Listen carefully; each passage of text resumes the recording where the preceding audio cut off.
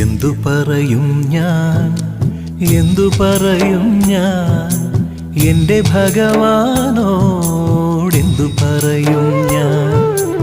ഒന്നും പറയാതെ ഒക്കെയറിഞ്ഞോളും നിൻ പരിതാപങ്ങൾ ഒക്കെയും തീർന്നോളും.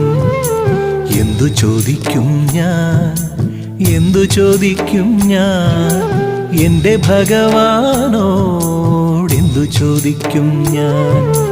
ഒന്നും ചോദിക്കാതെ ഒക്കെയും തന്നോളും നിന്റെ അഭീഷ്ടങ്ങൾ ഒക്കെ നടന്നോളും.